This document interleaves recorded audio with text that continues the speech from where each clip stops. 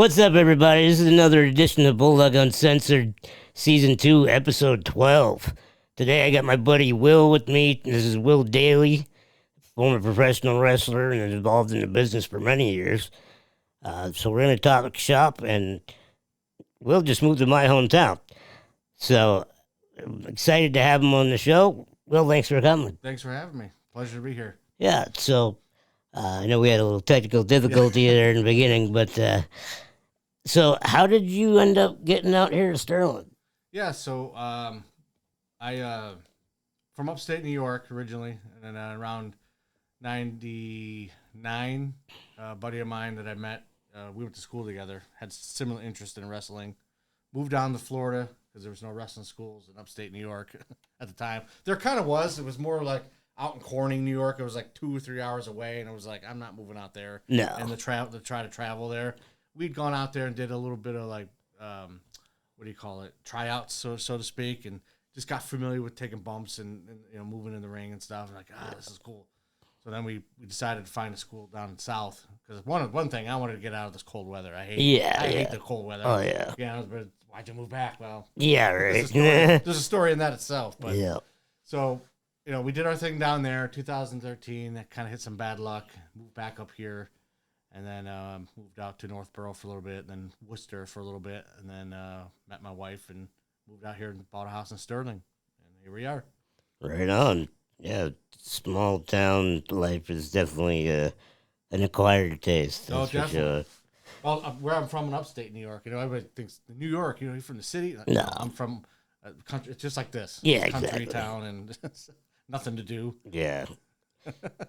No, this little podunk town of mine, nice having the, American history and all that kind of stuff, and Mary's Lamb and all Oh, that. definitely. But I like it here. it's quiet for the most part. There's Schools really are good. Yep. There's everything's just far enough where it's not inconvenient. You know what I mean? Yeah, absolutely. So I like it. I do like it here. Yeah, the layout's not bad. No, not at all. What I like is the people like have the little farm stands outside. Yeah. You don't get that in upstate New York too much. No. Maybe now you do, but I don't because I don't go out there that much.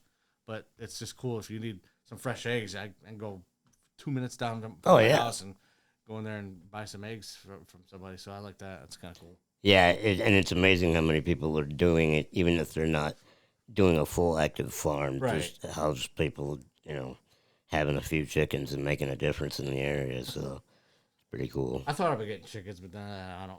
They're way more work than it's worth. People, trust me. That's what I hear. I'm like, maybe not.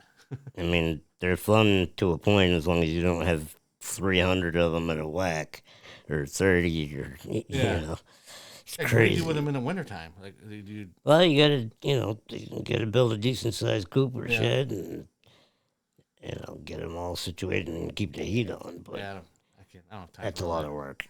That's a lot of work. I like to eat chicken, not babysit it. Right? Yeah, exactly. But, yeah, so what got you into wrestling? Well, it's like the traditional way everybody kind of gets into it. I stumbled. I was a kid. I don't even remember how old I was. Maybe 6, 7, maybe. Yeah.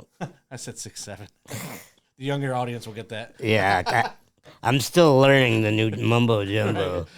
But flipping through the channels and saw some wrestling. I don't knew it was WWF at the time. Yeah. But just seeing those larger than life characters, and of course, back then it was kayfabe was a real thing, and it's like, oh man, that guy got smashed down. That might hurt. Just kind of intrigued you as a kid, and the rest is history. Just kept following it and just fell in love with it. Yeah, I mean, same for me. My next door neighbor growing up down the street here came over here one time. I think I was maybe 5, and he was a little bit older than I was. Not quite teenager, but getting there. And Mitch put on Superstars, and I saw, what the hell was it? Chris Candido and Ahmed Johnson. Oh yeah, yeah. They were doing a tag match or some shit like that. And I just look at Tony, and it's like he looked like he was carved out of stone. Oh yeah.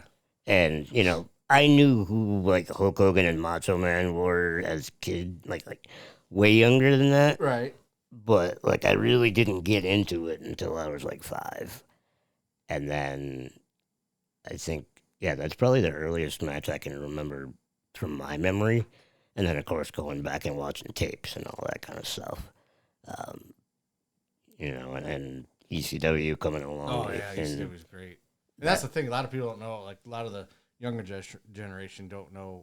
A lot about the tape trading back days, and trying to find out about the ECWs or the CCWs or XPWs that no one ever known about unless you were trading trades. A lot of the Japan stuff too. right, yeah, a lot of situations you get guys that are looking to get into it, but they only know what's on their TV. Right, exactly. And I mean, that's why I have such a passion for underground music. It's the same kind of thing. Yeah. Like, it's the little guys that make the way to get them where they need to be in whether it's any form of entertainment, honestly. Agreed. And you're starting to see that come back again, and I'm loving that. It's such a nostalgia for me. And, we had so many years where, WWE was the only thing on TV in more recent years. Right, yeah.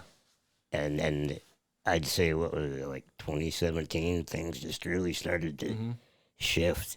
What do you think that comes from? I think the social media, the way that the products are promoted these days, and just the new generation of fans, what they have their hands accessible to them as far as what's out there. I think right now, within the last few years, wrestling is hotter than it's ever been. Oh, absolutely. Like, I feel like a kid again. Yeah. Like, I definitely have a different eye for it now.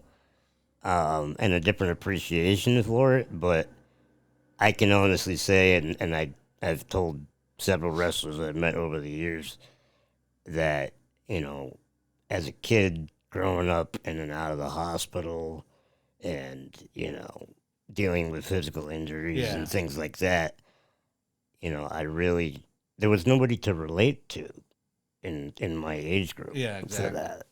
So when I saw guys like Mick Foley go through the things that he's gone through and still get up and fucking, it's amazing he can do what he does now. Know, right? Exactly. God bless the guy. Right. But guys like Mick and Sean and Steve and Taker and everybody on that main roster at the time, those were my superheroes. Oh, yeah, definitely. I got into Batman and shit like that later on in life, but those guys, because they were real. Right, yeah. You could touch them. Like, you could shake their hand and have a coffee with them. I mean, shit, I even smoked a joint with Road Dogg once. Oh, Brian, man, he's a good friend of mine. Oh, I love Brian. He's such a good dude. I know we'll probably be all over the place here, but I trained with the Armstrong family. Beautiful.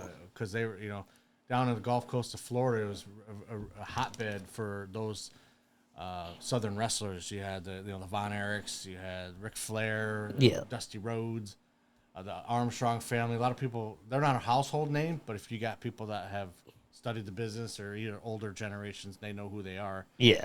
You got the Road Dogg, you got Scott Armstrong, who was a referee and a wrestler, for WWE, and you had Steve Armstrong, and then Brad, who was probably the best wrestler out of all of them, unfortunately passed away. Yeah. And then you had the father, Bullet Bob Armstrong. Bob, yeah.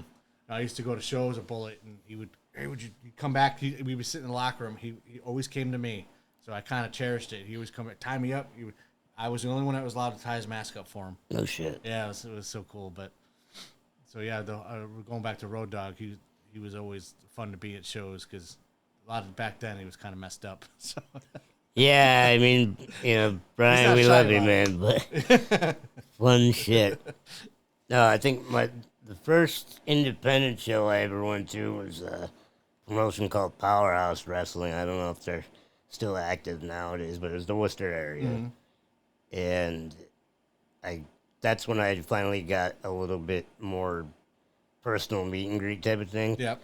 But to backtrack, the first two people I met in the business, I was in a hospital bed, and the Godwins and Jake the Snake, they must have done a house show the night Right. before, and Godwins. I was in the ICU after surgery, and they came in, and I couldn't believe it. I was just like, how the hell is this happening right now? Right. And that was before I ever got to go to a live show. Yeah. These are just guys that I watched on TV. That's I'm like, awesome. what did they put in this morphine? Like, tripping over here. Jake was probably like, Give me some of that can I get shit. some of that morphine? Love you, Jake. Right. Right. Yeah.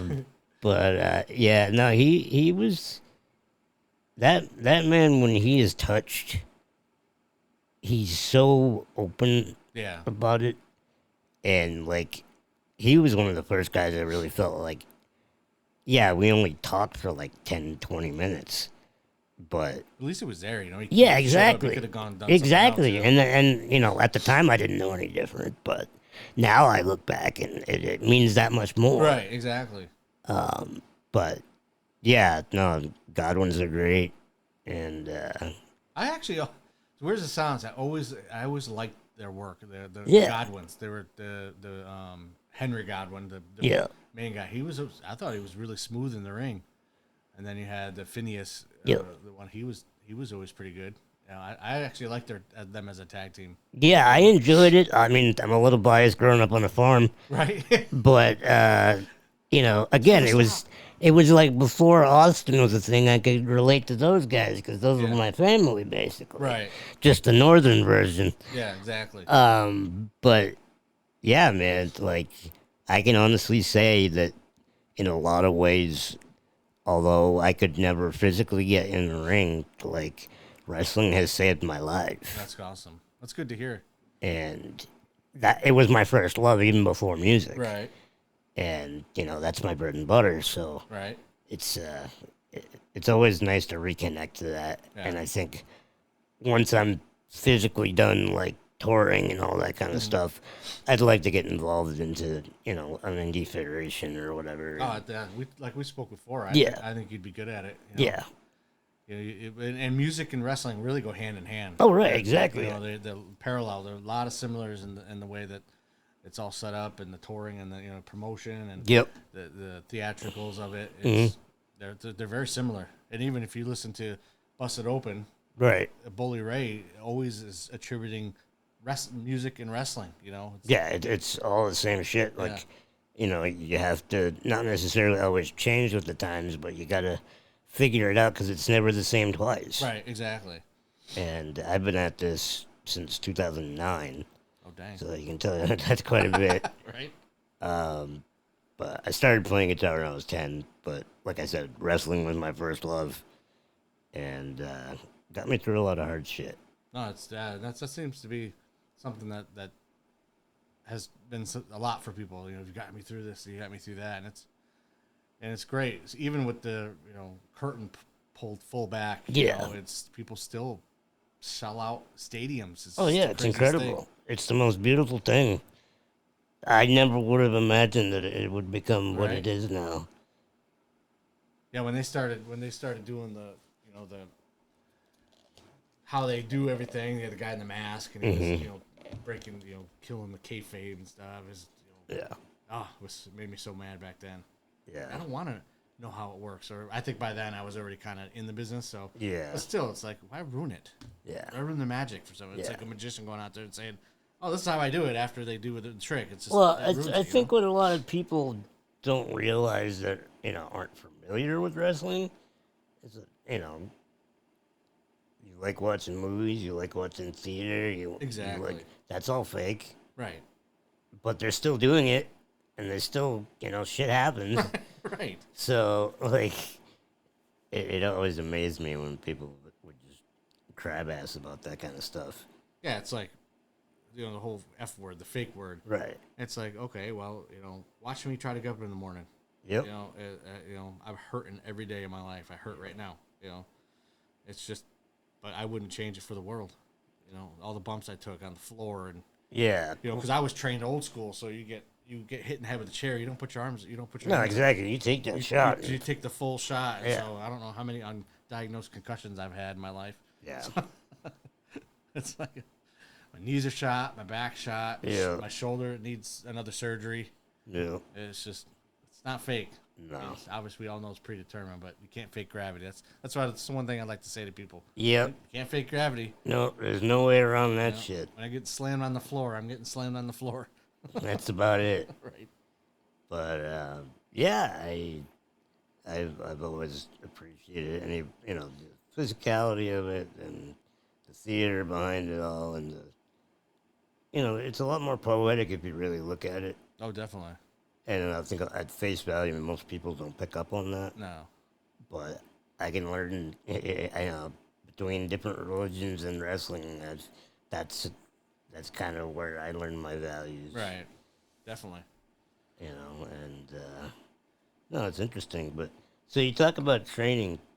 What was that first couple of weeks like? See, we kind of had a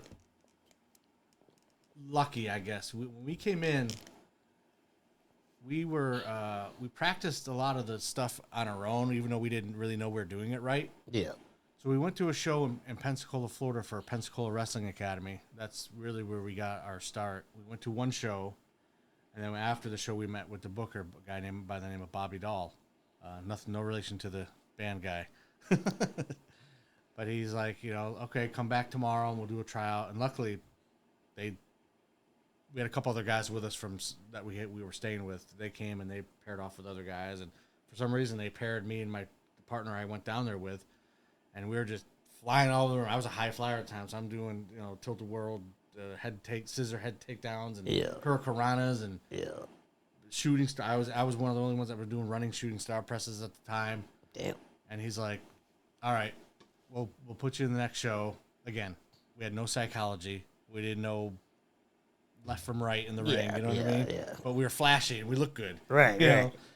So then, of course, but we'd come during the week and he would, teach us properly to lock up and, a little bit of psychology of why you do this, when you do that, and, what this meant, what that meant. And so it took a little bit, but we didn't have to really take all the bumps and do all the calisthenics and as a normal student would do, because we'd went to Adrian Street School. I don't know if you ever heard of the Adrian Street Skull Crusher.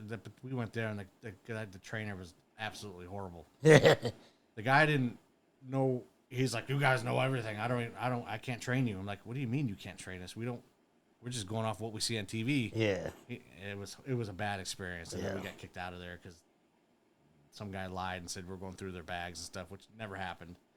So we ended up at the PWA, and that's kind of where we laid our foundation. But taking the bumps is, the next day or two you can't move your neck. Right. It's like, do I really want to do this? But then you fall in love with it, and then it just becomes, you become desensitized to it, So Absolutely. It's like putting calluses as a guitar player. It takes time. It sucks in the beginning, but once you get going, you get used to it, and you're good to go. So I can understand that for sure. And we got exposed to, because they were on the way up. They were a training school, but they'd run weekly shows every Sunday, and then eventually, as they would bring in some bigger talent, like I said, the Armstrongs would come in, and different local talent that were kind of elevated at the time, like Bobo Brazil Jr. and some of these other people, and then they'd started doing TV. So we got exposed to doing TV, early. So, and then, we moved into bigger venues, and it was really on its way. And, some unfortunate things happened that I don't really want to speak about happened, and it kind of folded, which sucked because it was, we had Paul Bearer coming to our shows every week. Wow. Yeah. Percy Pringle, as they called him back in the South. Yeah. We had him coming. We had the Road Dogg. We had his brothers Steve and Scott at our shows. We'd book not Gangrel, but Raven, and we had Billy Gunn come to our shows. Nice. So we were on our way up, and it sucks. It folded. And then we ended up going over to the Samoans. They had a show, XWX or XW2000 at the time. Yeah. So all of us PWA guys, would go over there, even though they didn't like us. It was a rival, but they're like, "Wow, it's new faces." Yep. So then we did this whole angle, and it was pretty cool. So then we got to work with the Samoans, Afa and Sika, Rikishi, Umaga, who passed away, ECMO as they called him back then. Right. We got working with them. Unfortunately, for some weird reason, never got cross paths with the Usos or Roman Reigns. They were by the time we came in, the Twins. They call them the Twins. Yeah. They already had moved to California. Right. But I remember seeing them around. Yeah. Before Yeah. they really started training, they were kids, Yeah. But never really got to work with them or anything like that. They're already gone by the time we came over to that side. So, I was like, damn, would have been cool to work with those guys. Nice. So, did you ever work any like dark matches or anything at any shows? No, I never did. Only because we got some bad advice. You know, we tried to get on Tough Enough, the original one. Yeah. But our promoter, we did everything with our promoter because that was our trainer and our promoter because that's what we were taught. So we give him our tape. He never sent it in. So I think we would have been good enough to at least get on the show. Would we have made it all the way? I don't know, but I know they wanted people with huge personalities. Yeah. Back when I first started out, I was shy and didn't have the huge personality. I was good in the ring and flashy in the ring. I could do all the flips and moonsaults and all that stuff. Yeah. All the acrobatic stuff that no one was really doing in the South. It was more of a traditional, shoot style or chain wrestling style back then. So you weren't seeing a ton of high flyers. No. So it was nice that I was one of the few that were doing that. That's kind of how I was known down there. Was actually before. Do you watch the product regularly? Do you watch AEW and all those? Oh yeah, everything. So Jesus, I'm drawing a blank. Aussie guy, Will Ospreay. Yeah. They call him the aerial assassin. Yeah. Well, I was the aerial assassin back in 2001, 2002. Oh shit. So, but yeah, sorry, CTE's kicking in. I lost where I was. Talking about. That might happen often, by the way. Yeah, no worries. You ever listen to Brian Road Dogg's old podcast? Yeah, That happened to him all the time. Yeah. Where were we? Yeah. I apologize ahead of time if I lose myself where I'm at. No, it's all good. But tryouts. Yeah. So never really got a chance till later in life. When I moved back here, I was an extra in SmackDown and a Raw. And unfortunately, they never used the extras those 2 times that I did it. Still got paid and still got to hang around. And so how does that work? It's all who you know. Yeah. You know what I mean? Yeah, I get that. So being that Road Dogg worked for WWE, I had an open line communication with him. So he would give me, Dan Angler, one of the referees, he books all the extras. Yeah. So here's his email. Right. And then it went to another guy after him, another referee guy. I can't remember his name off the top of my head. So here's his email. Email him. Nice. So I have those. Always have those contacts. Yeah, I mean, it's like I said, no different than music business. Right. You make the contacts you can and use where you can appropriately, and then see where it goes. Yeah. So I get it. And it's weird because at that time, it was so late in my career. I was kind of out of shape at that time, so I wasn't really looking to get in the ring. I wanted more of a security type. They had the fake security guys. Yeah. I was looking more of that role. So if they had asked guys that they wanted to work out in the ring and for a tryout, I actually probably would have turned it down. Because like I said, at that time I was out of the business for so long. I was just out of shape. Yeah. So I didn't want to make myself look bad in those scenarios. Yeah. But I knew there was other areas I could be seen. So that's kind of what I went for. So you did all that back then, and now recently you actually did some extra work with TNA not too long ago. I'm wearing the TNA coat right now. Hell yeah. Yeah, that was awesome. I reached out. I had, and I'm not trying to name drop here, but I was part of a film that was filming. A buddy of mine, he got into the film business in New York. Okay. And he had reached out to me to ask if there was anybody that I would know that might be able to be involved in it. It was about suicide awareness and things that mental not problems. I don't want to say the right word, but Mental health. mental health. Yes, Yeah. things that people going through, and he wanted to make a film about it or a documentary. Yeah. So I had reached out to James Ellsworth. Oh no shit. So because I kind of he was on a show, I kind of knew I had some information from him, and I reached out to him. He gave me his phone number. Long story short, I reached out to him again, texted him, said, "Hey, I kind of reintroduced myself. Hey, I've been doing this 20 years, and I'm just trying to help. I help other people out, help me out. That's what we do in the business." Like, yeah, man, no problem. And I'm like, do you have anybody, a number for TNA that is the booker that you could help me, so I can try to, because they're coming to Lowell. Bound for Glory was coming to Lowell, and that's like the WrestleMania. Yeah. I'm like, if I can get on that, that'd be great. And Absolutely. he's like, yeah, here's so and so's. Reach out, and I reached out, and and the guy's like, well, a little too early now, but when it comes like 30 days before, reach out, give me all your information, and sure enough, I got picked. No kidding. Yeah. So what was that night like? Walk me through it. Oh, so we got there. It was a great experience. Yeah. But they worded it in a way that, and I don't care, because I've always had a love for the business, so money never really made a difference to me. It didn't really bother me. So, but it was more of they threw it in the verbiage. It's more of a volunteer role. Yeah. So you go there the night before and you help set up. So you go in there and you bring tons of totes and shirts and all the ring stuff. So, but it was cool to be a part of that, because you got to meet some people that were there, that have producers and people that help set up the ring, and referees that help set up the ring, and so. That was cool. It was very hard work, though. Yeah. Toting all that stuff around, because you don't know what to expect. Because I help set up. Do I have to set up a couple rails or some chairs? But no, it's just everything. Wow. That's incredible, actually. And you set up the match. You tape everything down. And I had to actually, one of my tasks that was sitting in a chair. I think I was there for like 3 hours wrapping barbed wire around a kendo stick. No, I'm sorry. It's a thing of beauty, guys. Actually.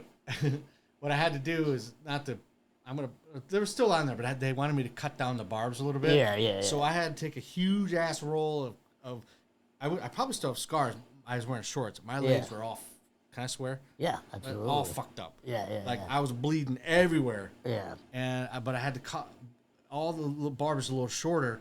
So, obviously no one was getting hurt. Right. And then by the time it was like, I hadn't eaten anything all day, and I was getting irritable, and I'm like, I couldn't get the barbed wire wrapped around it, so somehow they actually handed it off to some other people to do. I'm like, thank God, because I had done enough. 3 hours wrestling with barbed wire. Right. No other opponent involved, folks. And I think the barbed wire won, actually. Yeah, it sounds like, that's a backwards gig right there, man. So we were there kind of, luckily, actually, we set up everything in record time. They were pretty actually impressed, because we had enough people that were not just sitting around. So we you ever done anything, you ever met any people from Showcase Pro Wrestling? Showcase, I have a couple of colleagues that I know that. There's a guy there, Don Vega. Okay, yeah, I know he was there. He was part of the show. Okay. So it was cool to see him. I've seen him all over the place. Yeah, he's been around Met for in a long WrestleMania one time. Hey, what's going on? And I wish he'd booked me, but yeah, no shit. But so no, we got everything done, and then they said return back here at call time was like 9 a.m. I'm thinking WWE where it's 1 o'clock. Yeah. Like, 9 a.m. And so luckily they didn't ask us to wear a suit or anything, because man, I hate dressing up. Oh, I can't stand it. I'm like, I don't have a full-fledged suit. Can I just wear a nice shirt and some slacks? Right. Like, yeah, don't worry about it. So we showed up and got everything else finished up, and I was at the right time. I kind of they had everybody gather up, and the main booker guy, who was actually the lead referee, was kind of picking people for security and things to do. And not everybody was going to get a spot, Yeah. So I kind of like made sure I was making eye contact and just kind of being there. And he's like, we need 4 guys for Mance Warner's and Steph DeLander. They have these zombies that come out. Oh, yeah, okay. And yeah. so I'm like, and I think they wanted some different size people, so they picked Don, who was a bigger guy. Mm-hmm. They picked me and 2 guys with long, scraggly hair. Okay. So I was like, oh God, yes. It was cool, man, because we got to meet Tommy Dreamer. I'm marked out a little bit. I ain't gonna lie, Yeah, And I would, again, being trained old school, I Right. don't have any pictures with people. I don't ever take pictures Yeah, with yeah, yeah. superstars or Right, anybody that's right. been in the business. Just the way I've always been. Yeah. Sometimes I kick myself in the butt for it because there's some opportunities I could have gotten some pictures of some legends, Right, right. But anyhow, so I get to meet Tommy Dreamer and Bully Ray and Devon, Yeah. just everybody back there, and we got to do a walkthrough, which is cool. Oh, sweet. And it's like I've never done a zombie before, Yeah. so I'm thinking back like The Walking Dead. Yeah, you're like, how do I do this? And I'm like, and one of the guys was doing the traditional, the hands mummy out, thing, yeah. and I'm like, I'm just gonna, pretend my ankle's broken or something. I'm just gonna drag Yeah. my leg, and I honestly, not toot my own horn, but I think I was one of the best looking zombies out of the four of us. Because like I said, one guy was just doing this. Yeah. He said, "What do you think about that?" I'm like, "Yeah, go with that." Yeah, you won't look like a buffoon. Right. That's right. So, and then I was one of the ones in the front, and it sucks too because at the showtime, you get out there and it's your cue, go, go, go. Yeah. And you're dressed in all your makeup. They had a makeup artist come, and they didn't do everything they did to the main guy, but they just did some blood and stuff. So, and and Steph Delana brought all her own wardrobe stuff for the zombies. Oh, no They shit. just went to a thrift store, and then they tore them up and put fake blood on them and coffee and stained them brown and stuff. So Yeah. I was like, I'll be the old grandpa because I was the oldest one there, and I had the gray hair. And, Okay. And they had a cane and a robe and everything like that. You can see the video of it on my social media. Yeah, it's pretty funny. And but walking out there and doing the spot, it's like I couldn't take a minute to soak it in and look around. You know what I mean? Because I had to act and my head was moving all around. Yeah.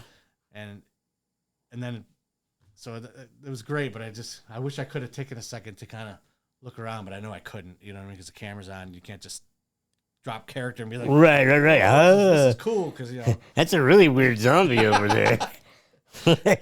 Actually, I was walking out too because I heard a fan off to my right. You ain't dead. No shit. No shit, Sherlock.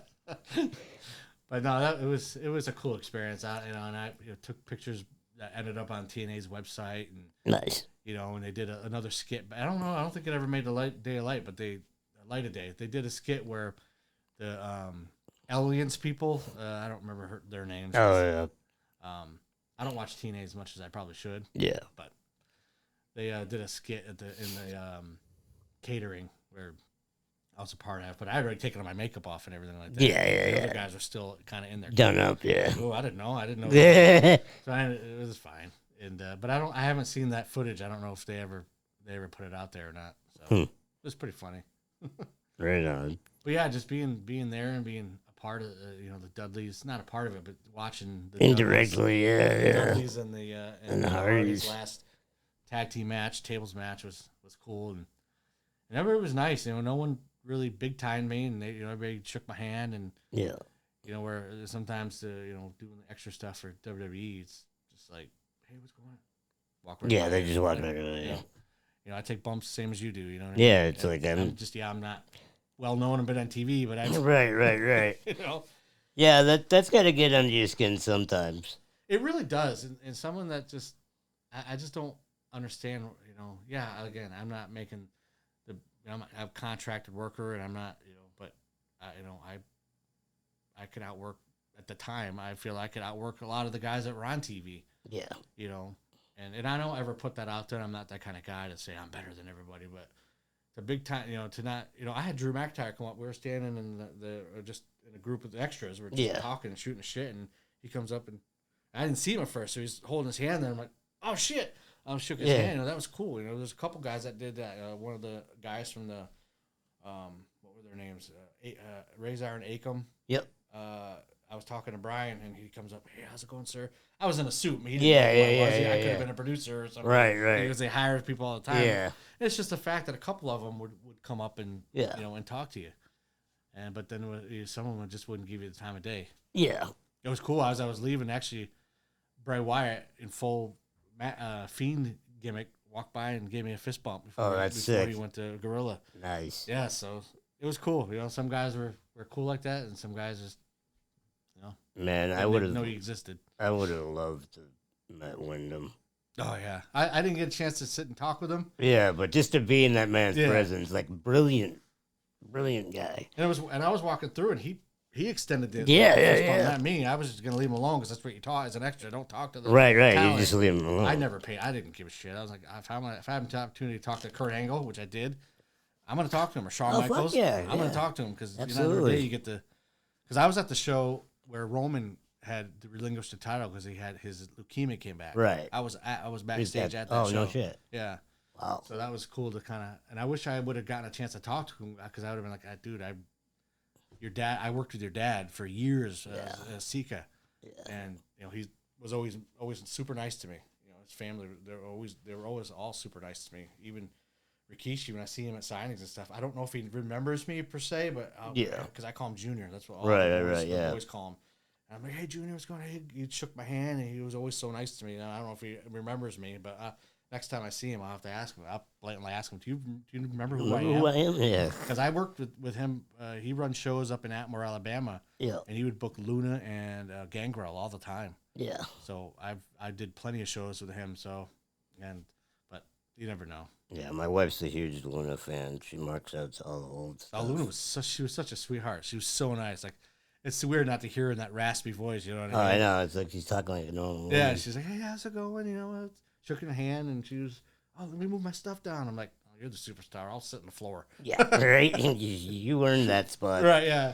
But no, David, I have it, again, I have his phone number. I text him every now and then. Hey, what's going on? Who's this? I'm like, oh, it's Maze. That's what I wrestled as, Maze. Maze, okay. And he's like, yeah, I remember you. And then I'll reach out to Robert Gibson every now and then, too. Like, hey, what's going on? And he'd be like, Robbie, I'm over here. Yeah, right, yeah. You looking at me? I know that guy's got so much shit for that, that wandering eye he's got. But he was so cool. I remember I went to WrestleMania 38, and I went to the WrestleCon, and he was there, and he's like, "Hey, what's going on?" And he did a fake lockup, and hugged each other. And then, you got Ricky over there trying to interject himself. In between. He's like, "Hey, how's it?" Trying to shake my hand, like, "Hey, how's it going?" I'm like, I'm locking up with this. Like, Ricky, I'm talking to Robert right now. Go away. That's really funny. Ricky was cool too. I didn't get a really chance to talk to him because I didn't want they were signing autographs and stuff. And Robert was cool and talking to me for a minute. And actually, as funny as it sounds, Booker T had no one in his line, so I walked up to him. I was like, hey, because he had a student, Rex Andrews, come to his school. He was actually moving up in his reality of wrestling. Yeah, and I had my last match in the Gulf Coast with his student. I was like, hey, I'm good friends with Rex Andrews. He's like, oh, yeah, Rexy, I love that guy. Da, da, da. Like, what happened to him? Because he just fell out of his face. Stopped wrestling. He's like, I don't know, man. He's like, so I had a good 15-minute conversation with Booker just about talking about, indie wrestling and stuff. Oh, shit, yeah. And so it was pretty cool. But yeah, I hope to get more people that are recognizable or at least on the indie circuit on the show. I've had Brian Malonis on in their first season. That was fun. Oh, really? Shout out to Brian. Nice. So, yeah, we ran into each other at a couple of local shows, and I reached out to him. And you ever have any run-in with Fonzie? With who? Bill Alfonso. Oh, no, never got to meet Fonzie. No. Yeah, we just had him on the show, a couple months ago. Oh, no kidding? Yeah. I bet he's a hoot. Oh, God. He would call me, randomly, after we started talking. Call you 4 in the morning drunk. Yeah, right, no. No, but he would just call me hey, what's going on, Josh Daddy? Yeah. The whole thing. Daddy. And the funny part is that's him. It's not the gimmick. No that's kidding. literally him. And I just think it's hilarious. That is hilarious. He's sitting there. He's introducing me to his wife on the webcam. Hilarious guy. So speaking of Alfonso, ECW, man, what was your earliest memory of that? I remember watching them at 3 in the morning. I don't know if I'm right on the time, but it was 1, 2 in the morning. They would come on the Sunshine Network or something like that. Yeah. And it was just just the way that they, and then just the way they presented themselves was so raw and different, and it looked indie, so it was okay, I can get into this, Yeah. And oh man, the wrestling was so good. Yeah.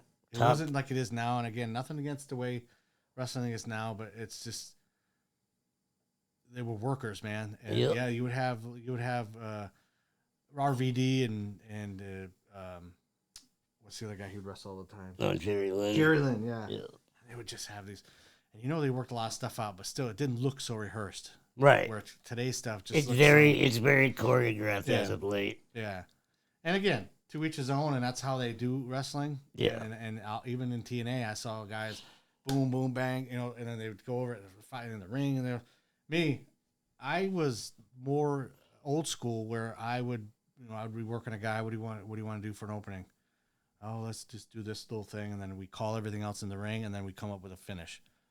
That was it. So that'd be fun. So pretend I'm the other guy. Yeah. Like, how would the conversation go? If I didn't know you or whatever, you can obviously shake your hand. Hey, what are you a heel or your face, or I'm healing tonight, whatever. You figure that part out. Yeah. And then, you just say, come up with, kind of spitball back and forth. Well, what do you want to do for an opening? Try to come up with something, a little flashy, lock up, arm drag, or, hip toss, duck, or you can do something outside, slide out, you chase me in, I'll come in, you stomp me. Yeah. Or, you do a leg sweep. There's just so many different things that you can come up with for opening. So you kind of work that opening spot out, and then you cut the baby face off, the heel does. Right. And then you control, the heel controls 90% of the match. Yeah. And then you have your hope spots where looks like the baby face is coming back, and then the heel cuts them off. Yeah. And then you come up, those things are, I feel, that's the lost art, because those times in between, it's just so easy to call stuff in the ring. Duck 2, take a boot. I could, as I'm pulling you back to the thing, duck 2, take a boot. Duck line, watch my boot, or a leg calf kick or something like that. Yeah. That spot right there is, a few seconds, but you could sell it. It still makes it look good. While you're thinking of the next thing, you get up, okay, reverse me, duck 1, give me a back body drop, I'll roll out. You can call all that shit in the ring. Now, do you ever give any of the boys and girls a hard time for being too loud about calling shit? Because I've been noticing that on TV more. Yeah. Like, just blatantly right out in the open. There's no tucking heads. It's none of that shit. John Cena was the worst at it. Yeah, John, I love him, but ugh. I've had to, because I've had guys call spots, and then I could hear, if I'm sitting off and if I'm watching the show, and I see guys in the ring and that are calling spots in the ring, the people in the front would be like, they hear it. Yeah. And it's gonna happen from time to time, but I've always been, I always have a spot where I do it, and where I'm picking them up, and as I'm lifting them up, then you're leaning my head's into down, it. Yeah. his head's down. I'm like ducked it, and then as I'm backing them up, if they didn't hear me, they have time to say what, and I still have time to say duck 2, take a leg or take a boot, So where some guys are doing it as they backed it up into the corner, or the rope, where, and even then I have time to repeat it. Give me a knee, kitchen sink. Duck gives me the knee, I flip over his knee. Yeah. So I think there's some guys that just don't know how to do it that well. You know what I mean? Right. So, but again, nowadays guys are doing. We had a guy I wrestled with. His name was Danny Rowland. He's a good buddy of mine. He liked to call everything in the back, and I couldn't remember all of it. And then he couldn't remember all of it. Yeah. So then he had to backpedal and figure out. So then he's asking me, "What's next?" Like I don't know. That's why I like to call it in the ring, because I can't remember all that stuff. I remember watching a documentary a couple of years ago talking about how Macho Man would literally write the whole fucking thing out. And, if you're somebody like you or I that isn't much of a memorizer or anything like that, like, I can't imagine the pressure. Oh, yeah, no. I was watching the guys put together the battle. It was like a battle royal that they had at Bound for Glory. Yeah. That was the one I was kind of a part of. I came out during Mance Warner. He was the last guy in that tournament. Yeah. And they were just going over all these. They were in a circle where we were getting our makeup on, but they would It's like you go, I can't. The guy had a phone on, phone going through. Okay, now you two. After we do our spot, it's you two, and they would get in there and rehearse all their stuff. I'm like, I couldn't remember it. That's crazy. And if I wrestled a guy that was like that, I would have to, and it would I kind of felt bad for myself, but I was like, if I was wrestling, I wrestled a kid called Nick Curry. Yeah. His famous family, the Curry family. I wrestled him for it was the last show that New England Pro Wrestling had for NECW. Yeah, Sheldon Goldberg, yeah. And I wrestled him, but he wanted to do all these spots. I kind of, being the veteran at the time, and I kind of should have shut him down on some of the things, but I hadn't wrestled in a while and I was nervous. Yeah. I was like in the back going over it like 100 times because that's that's his style. He wants to remember everything. Yeah. Go over everything. I'm like, but I should have just been like, no, we'll just call it in the ring. But I was just like, I'll let him kind of do what he wants to do, and I'm the older guy. I'll make him look good. I didn't forget anything, thank goodness, but I didn't get much in the match. You know what I mean? Right. I mean, It wasn't me being even the heel. Yeah. I should have taken a lot of the match and just given him his hope spot and then a good finish, but it's fine. Man, I think in the last maybe 10, 15 years, it's either feast or famine with good finishes. Yeah. Oh yeah. What do you think that's about? The problem is there's too many finishes. Yeah. So that's one of the problems I have with AEW. And don't get me wrong, I actually think AEW is a much more fun show than WWE. Yeah. As of late, WWE is boring. I put it on as background while I'm scrolling through my phone. Yeah, I've been feeling that way too. And I'm a WWE homer. I grew up with WWE. Yeah. But going back to AEW, there's so many, like you get a guy that has a Canadian destroyer on the pavement and then he's up 2 minutes later doing something else. Yeah, he's not selling a damn thing. And they don't sell, and there's like 400 finishers and there's 900 high spots. Right. And that bugs the shit out of me because it's just, you're killing the business that way. It's like, don't give the guy time to sell. Yeah. No, he's got to get up because he remembers the next spot's coming up. And that just bothers me. I think it'll always bother me. Some people, you're like Cornette. You're stuck in the past. No, you can have a happy medium. Yeah, exactly. And there's a lot of good stuff that I see out there, but there's just too much that I don't like, and it bothers me. Yeah. No, I hear you. There's a little vet. Bothers me. So what was your moveset like? How did that work out for? So starting out, I was a high flyer. Yeah. So I would, I've some highlight videos on my social media, but I was doing, the shooting star press. I never did it off the top rope. I didn't dare myself. I did it running, which I thought was cool. The only one I saw do like that was Amazing Red. Yeah, I don't know how you didn't end up on your fucking head after that. A lot of practice. Yeah, I guess so. A lot of failed attempts, I'm sure. I always got it around. And eventually I could do it to where I could run, do a flip, and land on my feet from it. Because I would do that sometimes, and then I would do a back handspring and then come up and get annihilated. Oh, yeah. So you're doing AJ style level. Yeah. Fucking. And that was my style until I started gaining a little weight. Yeah. Because I had gotten out of the gym and just got lazy. That's what happens. So then I moved to more of a ground and pound style. Yeah. I would still do and this is not by me, but per people down in the South, you ask some of the guys that were there since I started that are still watching wrestling today, you ask them who had the best drop kick in the business. They'll tell you I did. Because I could do a running, hit the guy's chest and do a backflip. Right. Yeah. And you didn't see a lot of that. Some guys were good at that. So I was kind of known for that. But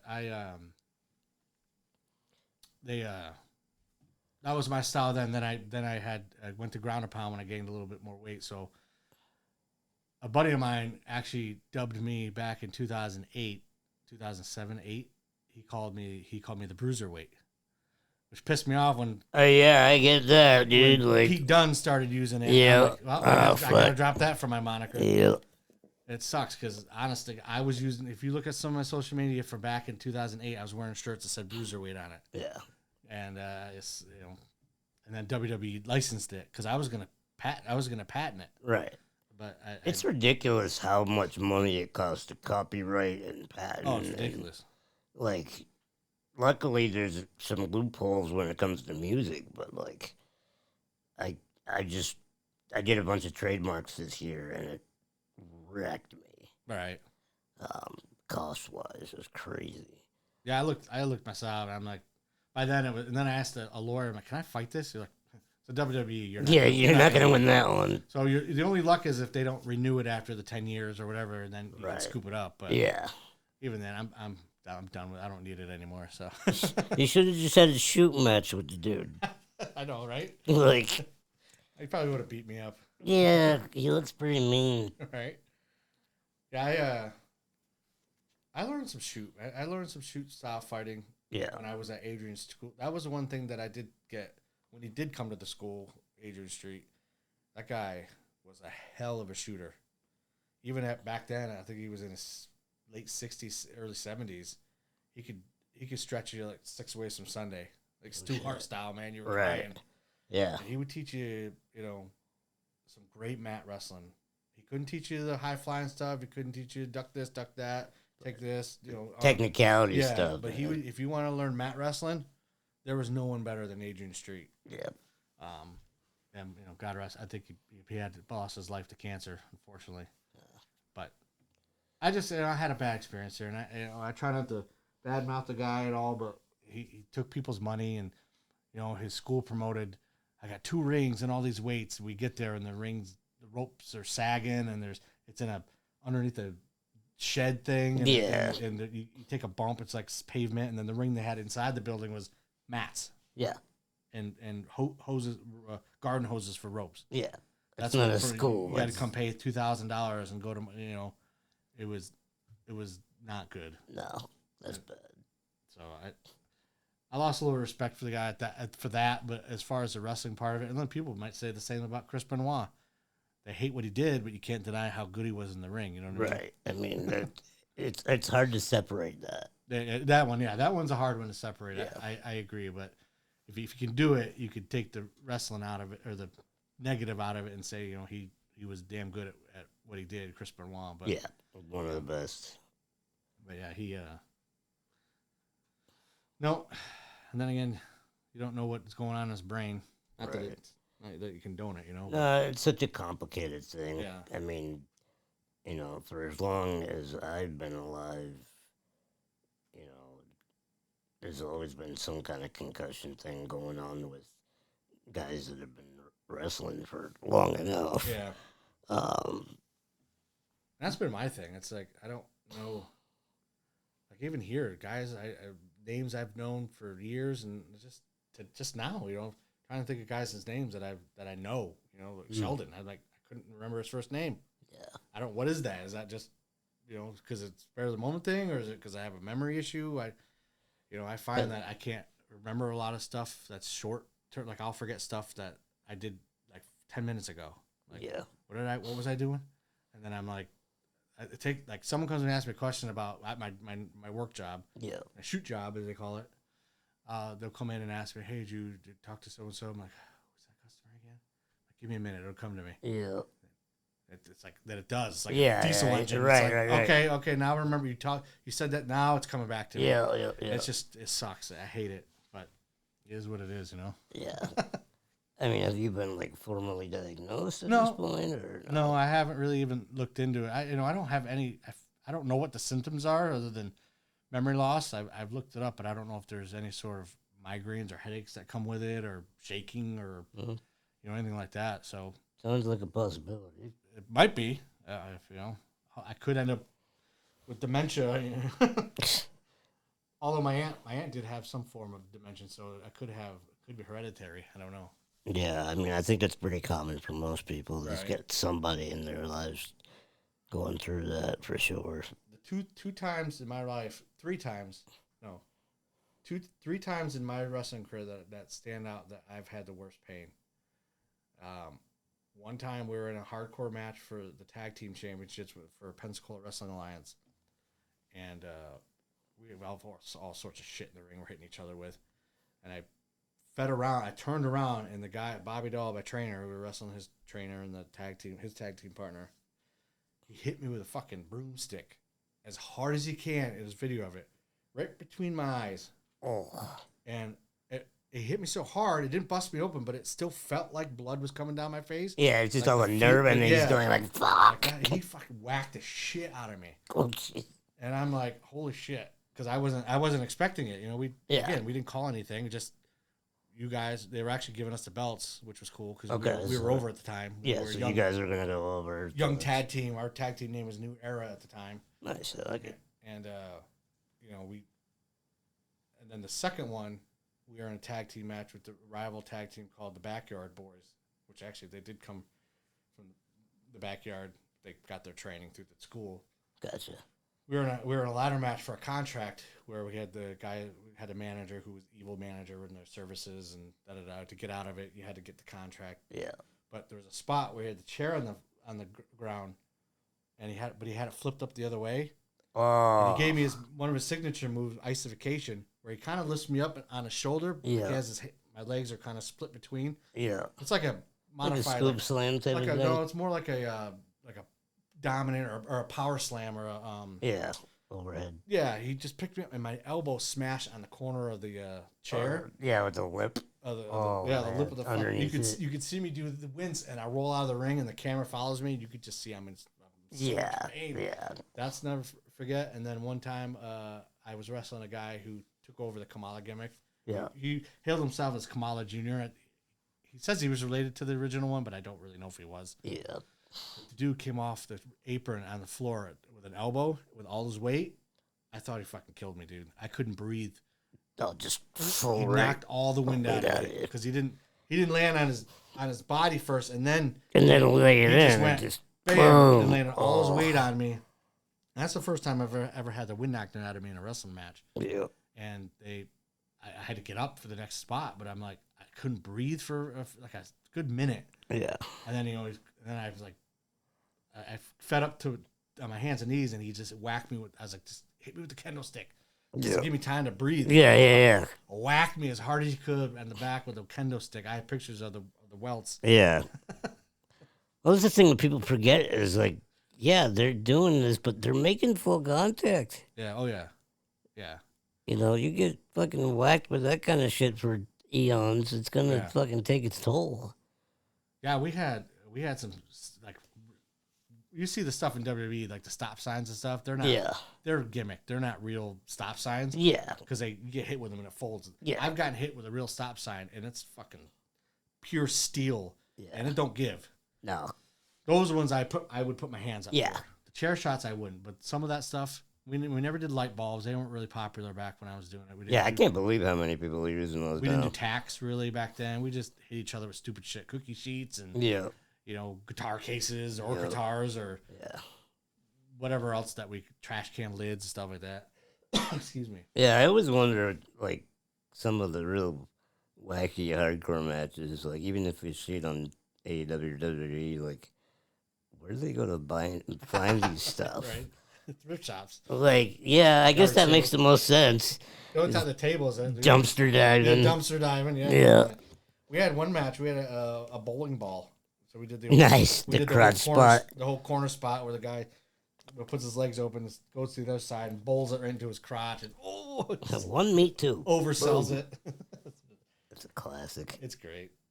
And it's weird, too, because, like, I have no problem. I wrestled in front of thousands of people.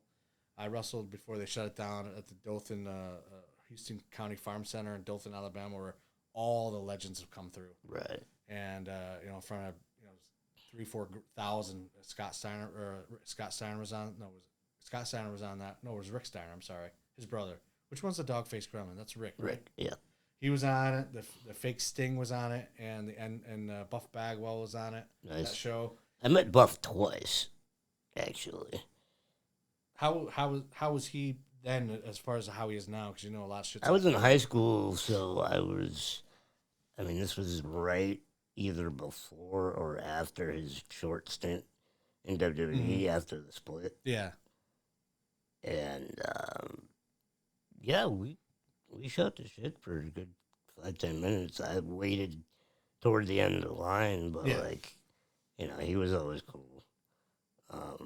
Road Dogg obviously was probably my favorite. Oh, he's so good. He's such a good dude. I there was a independent show. This is back when they did stuff at Good Times Emporium. Yeah, yep. I know what you're talking about. Yeah, so I went to a couple of shows out that way when I was in high school and then later in my college years, and got to shoot the shit with Jay Lethal and AJ Styles him. for about 15, 20 minutes. They were just getting pizza and we were in line and shit, and then took some pictures. And I wish I could find the damn things. Right. The nice thing about the pictures now is you can all save it in one spot. Yeah, exactly.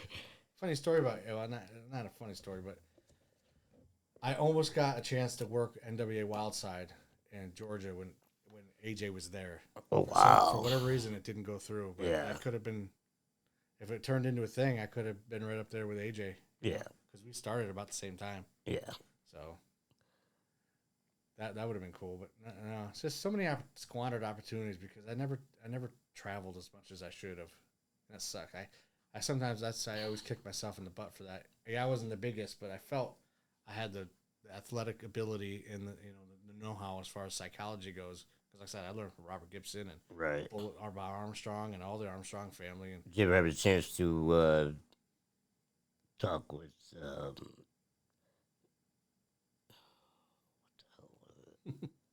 now see this is not CTE, folks. This is medical marijuana shit. Right? Not Gorilla Monsoon. The guy that trained Triple H. Oh, Killer Kowalski? Yeah, yeah. No, never got to meet him. Yeah, I met him a couple of times. Scary looking dude. I bet. Funniest event I ever did. I booked a Royal Rumble watch party at a bar I was working at, and we got Kenny Dykstra, Oh, I know. Yeah. Ox Baker, Oh, wow. Maria at the time, and a couple of other guys. But I got to hang out with. I got paid to hang out with Maria. Like Can't go that wrong was there. not a bad night at all. Here I am, 20-something going. Yeah, because, height-wise. Yeah, exactly. I'm like right in the drive-through right there. Exactly. Come over here. Marie, sweetheart, I adore you. You're great. I met Lita when I was in high school, Nice. and actually had a cameo because my wife is a diehard Hardy's and Lita fan. Oh, nice, yeah. And I got a cameo for her birthday like That's awesome. 2 years ago from Amy. So I sat with her and Trish at backstage at Raw when they're doing their thing, yeah, and that was cool to kind of watch them walk through some of the stuff that they're gonna do in their match. Or they're both just so fucking nice. yeah, Like, can I sit here? He's like, yeah, yeah, absolutely. You don't want to sit in the wrong spot. No, I haven't gotten to meet Trish, but I've talked to Amy for a little while, and what a Yeah. woman that one. Yeah, I wish I could have sat and BS with some of the people that I was around. Yeah. Just again, they drill in your mind, don't bother the talent, don't bother the talent. But Right. you're quick, hey, what's going on? Bump fist or shake his, hey, what's going on? Yeah.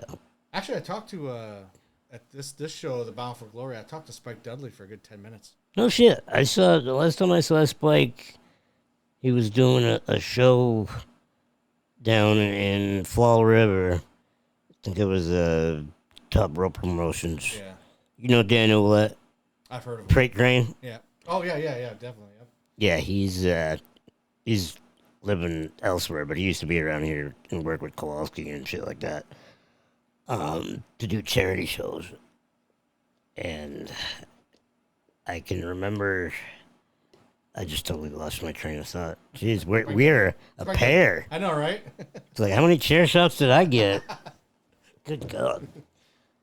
But no, just most of the time you have good interactions with anybody that's made it in a decent Right. level. I think it's even better now, that we have things like NXT Oh yeah. and whatnot, because I feel like those kids are acclimating to it faster. Mhm. Not only the mechanics, but also how to interact with people Yeah. and how to behave and whatnot. So by the time they're ready to go, they're ready to go Right. completely. Yeah, they have But the whole, even the performance center. You have the media room. You have yeah, promo classes. You have all these outlets to help you get ready for when you do move up or even go elsewhere. You're still prepared and you know how to act man, what I wouldn't give to just spend a day. at the PC. Yeah, Oh, me too. like just sitting watching shit, listening to stuff. Like, good God, that's a dream. That's the thing, And again, I don't. I'm kind of. I love wrestling and I always want to be involved. I really want to. I really want to start training. The difference between the South and up here, and it's not kind of a knock, I guess, on the up here. No one here will give a new person a chance. I've reached out to so many Sheldon did obviously, but Yeah, um, I've reached out to so many promotions that they're just like, no, we're good. I'm like, I have 20 years of experience, over 20 years of experience. I was trained by the best. right, I have professional. Not that I really want to work shows anymore, but right. I have professional gear. I have, I come dressed professional to the shows, Yeah, and we're down south. We're like, yeah, come on, we need new faces yep. up here.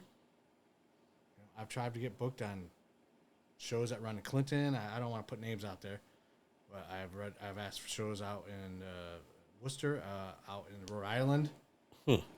And this is all recently? Yeah, well, since I've been here 10 years almost. 10 years, yeah.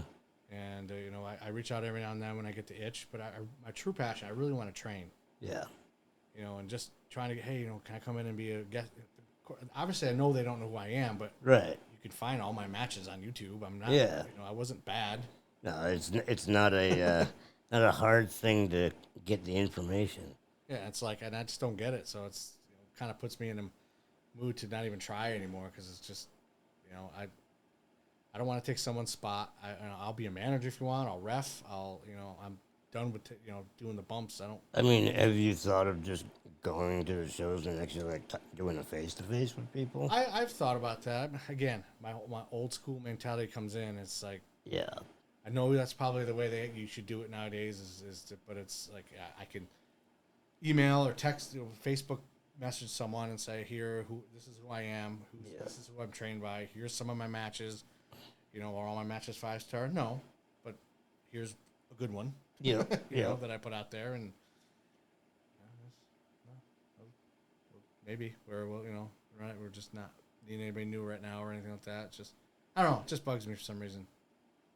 Because I just want to make people better, or I want to try to help out and still be involved in the business. And it sucks too because I know Sheldon was trying to get something else going, but then he had the kidney thing, and he just kind of didn't have the funds to do it. But we looked at actually running a training school in where the playground is up there by Checkers.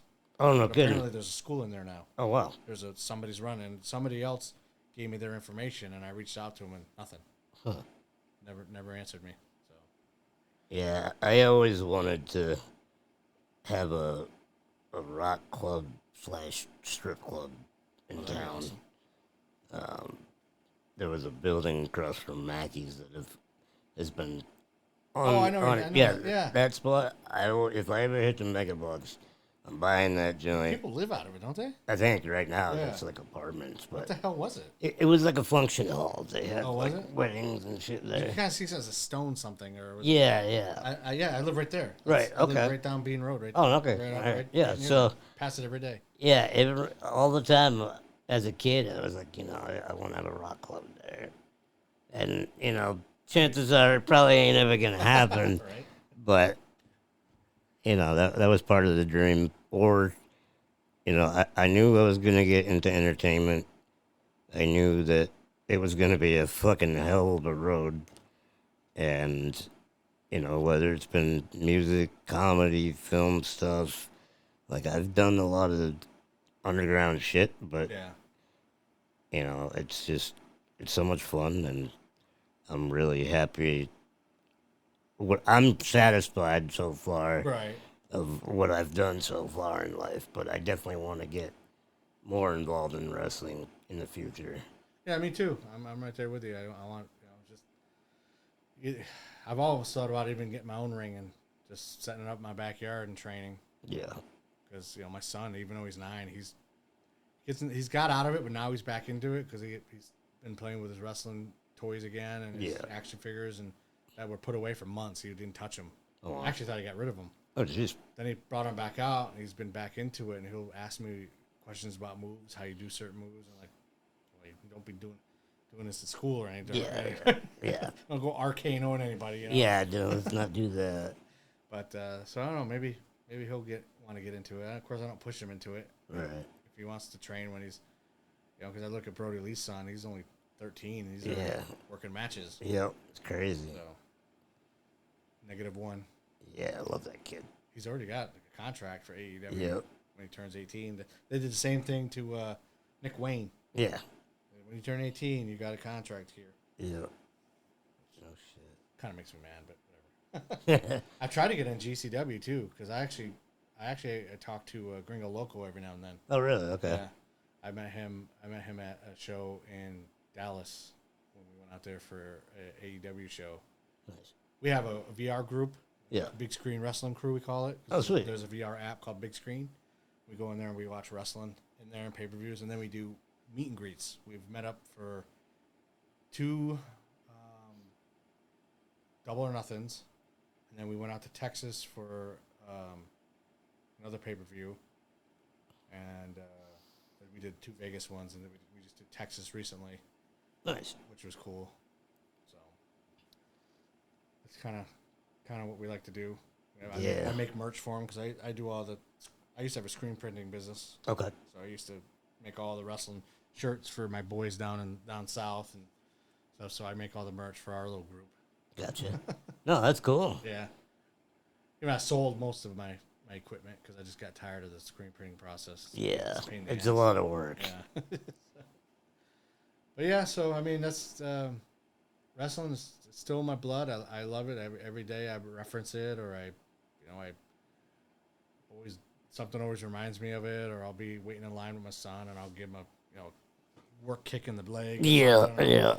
He knows how to lock up, so we'll lock up, and he'll give me an arm wringer. Nice. So wrestling's always going to be in my blood and always going to be my passion. Yeah, absolutely. Where do you see the business going in like a 5-year span? Anything magnanimous or?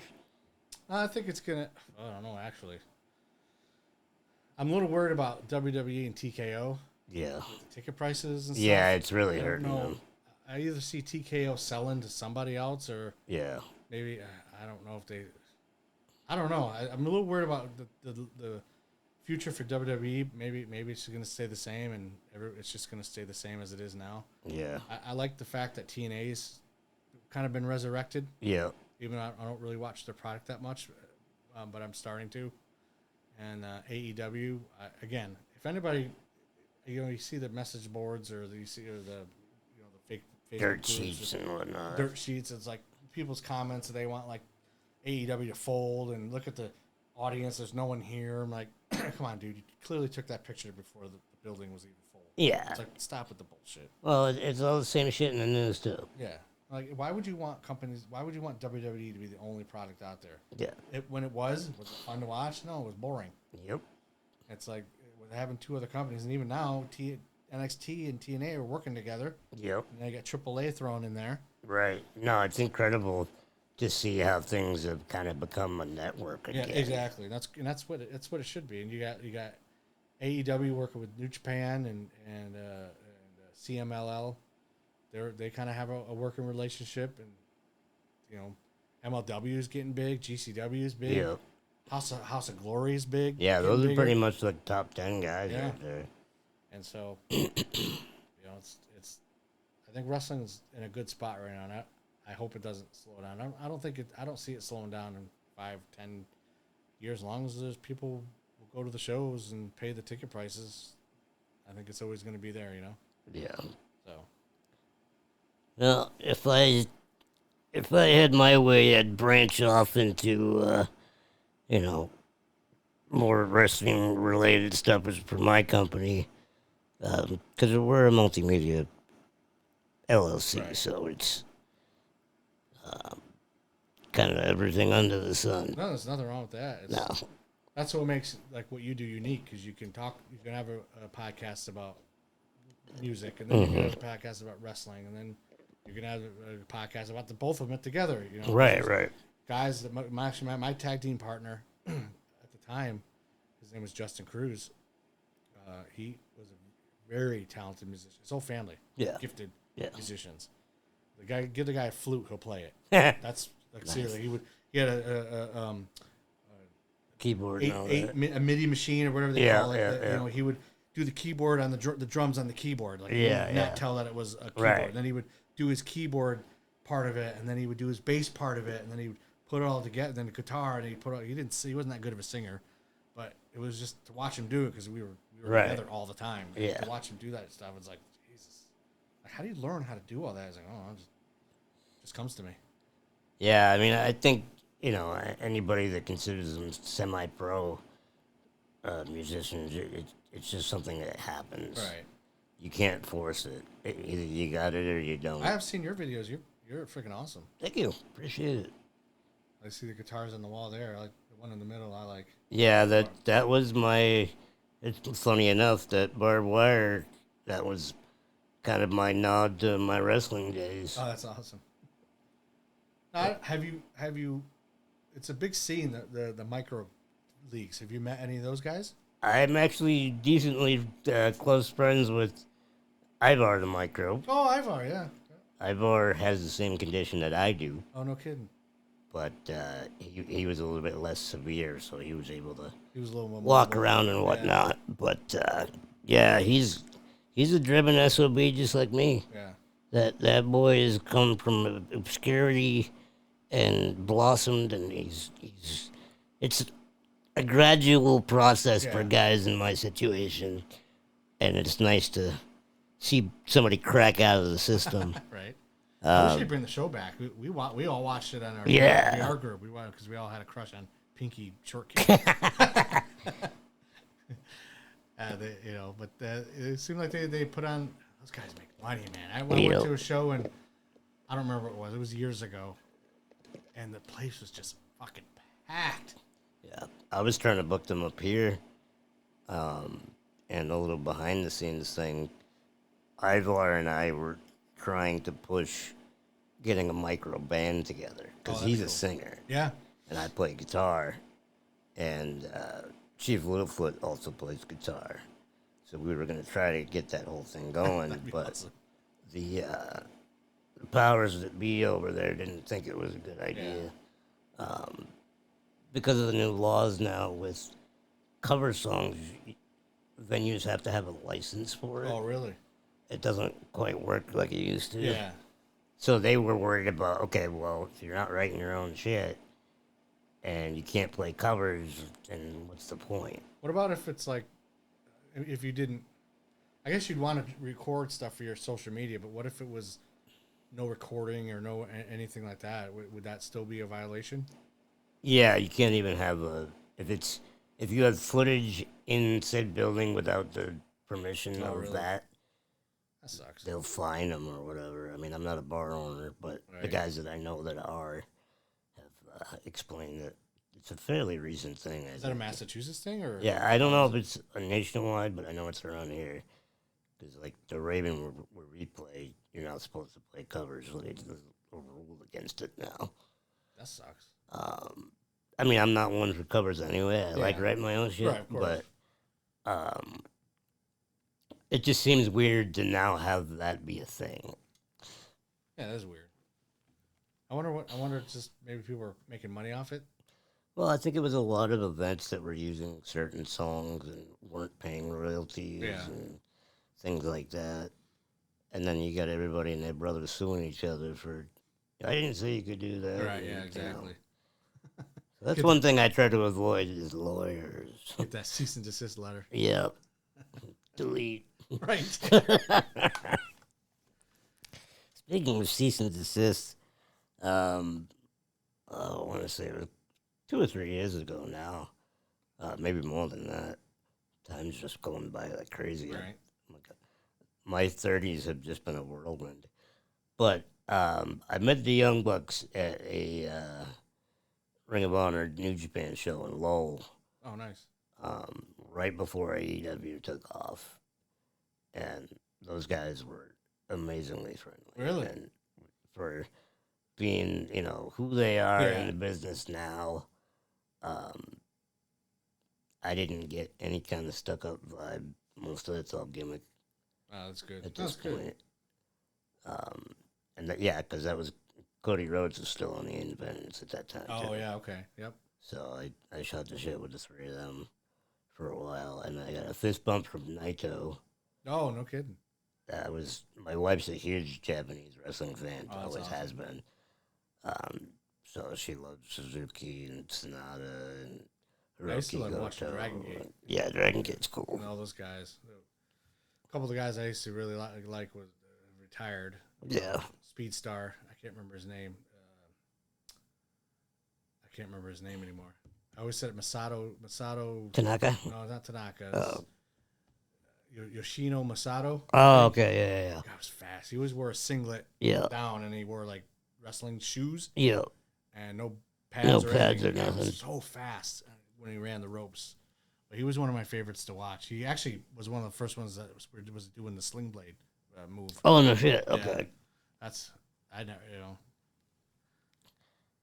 that's one thing I hated in this business is that people blatantly rip off. I mean, I know there's only so many moves, but Right. when it's like a signature move and you don't even try to make it different, that bugs me. Yeah, or, just you're overdoing it. Like, the perfect example is the kill switch, like Yeah. that. Like, the swing blade. And even with gimmicks, know. it's like Yeah. one that really bothers me actually is I'm pretty sure you've heard of him, the Nature Boy Paul Lee. Oh, I didn't even know about He does that. the whole Ric Flair get Impersonation. to a T. Wow. And nothing against the guy personally. I don't. Right, I've right, never right. met him. I don't know if he's a nice guy or not. But come on, Yeah, that's you're lame. blatantly Blatantly ripping the guy off someone else's gimmick. Yeah, that's lazy. I've seen people try to do the Undertaker thing and Yeah. rip off that. It's like one guy comes. There's been a few of them. A lot of people don't do it, but there's many that still do, and it's like, why? Get your own gimmick. Come up with your own thing and make that popular. I hate ads. Well, you get the same problem with music covers from popular bands or Yeah. other bands and shit, and also movies like the remakes and remakes and Oh, yeah, remakes. yeah. It's like, what the hell? Where have all the creators gone? Because they sure as hell ain't in Hollywood. The last movie that I saw that I thought was done very well, and it was to me it was original. There might have been a remake, but it was still done really well. Was The Long Walk? Ever seen that one yet? I saw the previews for that. That looks really intense. Good. It is. It's really good. It's like keeps you on the edge of your feet, and it's so simple. Yeah. It's so good. And I was like, man, this is Sometimes less is more when right, it comes exactly. to content. Yeah. It's like this is what movies. This is different, and this is how movies should be. Don't just paste and copy and paste and say and then just tweak little things here and there. Well, and I think things like that, when we were growing up and, the hardcore element and all that, like, I think, it's just taking things to a whole different Yeah. direction. And like you said, when it comes to the films,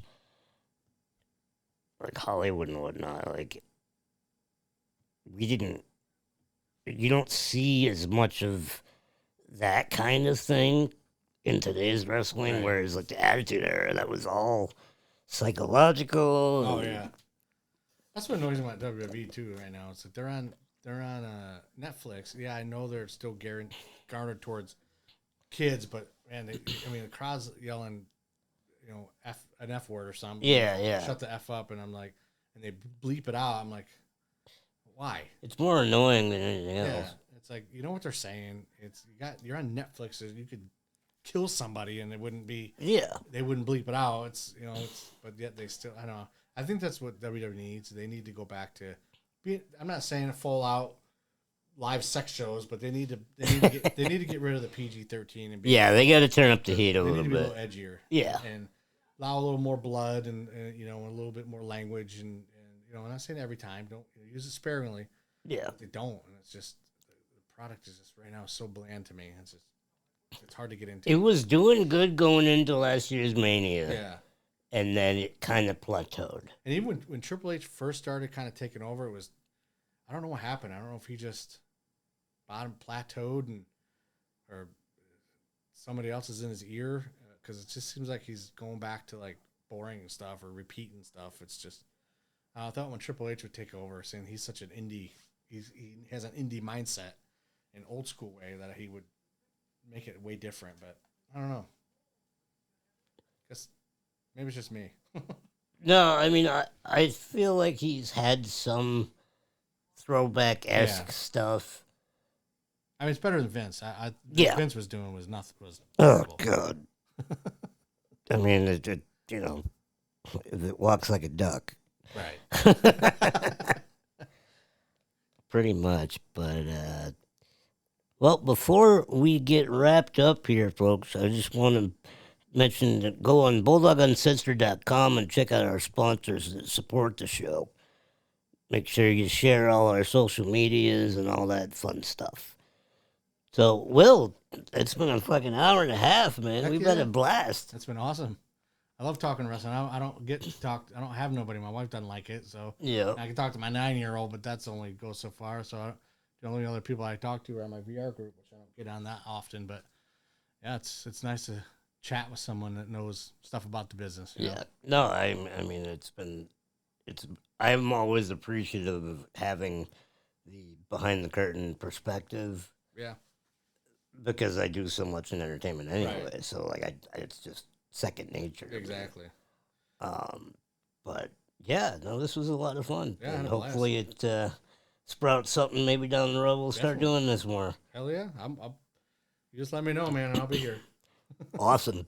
Well, that's it for us, guys. We'll catch you next time.